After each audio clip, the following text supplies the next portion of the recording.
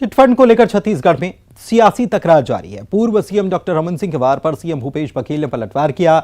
रमन सिंह ने कहा कि भूपेश जी एक झूठ छिपाने के लिए कितने झूठ बोलेंगे। अब इधर उधर की बातें छोड़िए और सीधे चिटफंड की जांच पर आते हैं।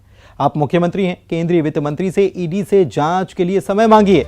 जहां जब जैसे भी चलना है बताइए, मैं आपके साथ चलने के लिए तैयार हूं। बस अब और झूठ और बहाने नहीं। जिस पर सीएम भूपेश बघेल ने पलटवार किया और कहा है कि डॉक्टर साहब, आपके आग्रह के पहले ही मैंने 27 जून को इस विषय पर प्रधानमंत्री, वित्त मंत्री और गृह मंत्री को पत्र लिखा है। जहां तक कार्रवाई का सवाल है, अब बात जब भाजपा के नेताओं की होती है तो मुलाकात से तो बात बनेगी नहीं, इसीलिए धरना देना होगा।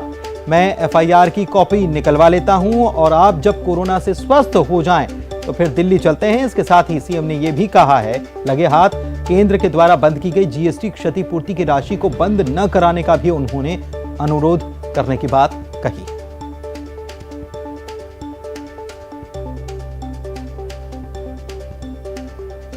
और देवव्रत हमारे संवाददाता हमारे साथ रायपुर से लाइव जुड़े हुए हैं, सीधे उन्हीं के पास चलते हैं। देवव्रत, हम देखते हैं कि मुख्यमंत्री और पूर्व मुख्यमंत्री जब भी एक दूसरे पर कोई आरोप लगाता है या कोई तंज कसता है तो तुरंत सटीक जवाब देने में बिल्कुल देरी नहीं होती। यहां पर भी यही देखने को मिला है।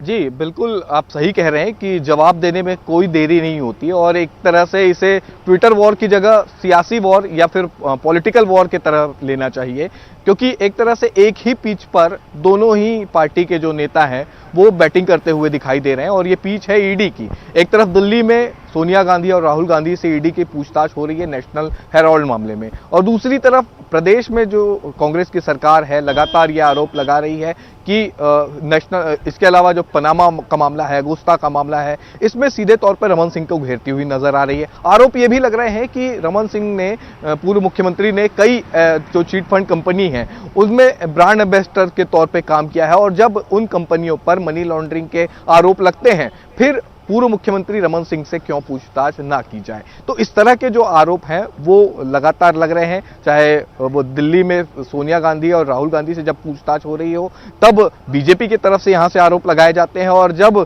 घेरे में पूर्व मुख्यमंत्री रमन सिंह आते हैं तब कांग्रेस भी कस के इसका जवाब मांगती है। तो एक तरह से ये वॉर छिड़ा हुआ है, जबकि सीधे तौर पर पूर्व मुख्यमंत्री रमन सिंह को भी ये बात मालूम है और मुख्यमंत्री भूपेश बघेल को भी ये बात मालूम है कि रमन सिंह उनके साथ जांच के लिए ईडी के कार्यालय नहीं जाएंगे। तब ऐसी स्थिति में इसे एक तरह से पॉलिटिकल स्टंट ही मानना चाहिए। और सीधे तौर पे जो देखा जा रहा है कि लगातार एक तरह से ट्विटर वॉर छिड़ा हुआ है, जबकि दिल्ली में जाकर के लगातार मुख्यमंत्री प्रदर्शन भी कर रहे हैं, और इसके बाद जब प्रदेश के पूर्व मुख्यमंत्री पर जब आरोप आते हैं तो निश्चित तौर पर यहाँ पर सवाल उठते हैं कि एक ही पिच पर दोनों ही पार्टियों के नेता जो है वो फील्डिंग करते, बैटिंग करते हुए दिखाई देते हैं। जी, तो चुनौती देने के साथ ही दावे जो हैं वो होते तो रहेंगे, लेकिन जमीन पर नहीं, ट्विटर पर सब कुछ होगा।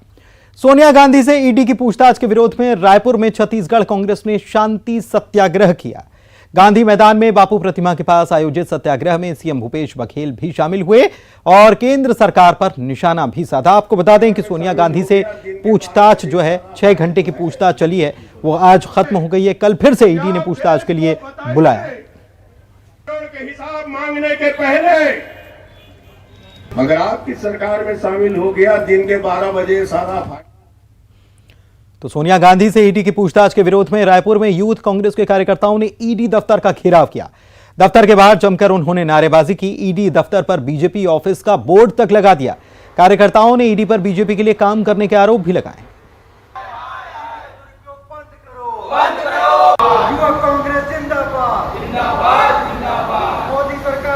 जिस तरह से मोदी सरकार और मोदी सरकार का पूरा सरकारी तंत्र, सीबीआई, ईडी और जितनी भी सुरक्षा और जांच की एजेंसियां हैं मोदी जी ने हायर कर ली हैं, बीजेपी के लोगों ने हायर कर ली हैं, और वो बीजेपी के इशारे पर, भारतीय जनता पार्टी के लोगों के इशारे पर, नेताओं के इशारे पर कार्य कर रही है।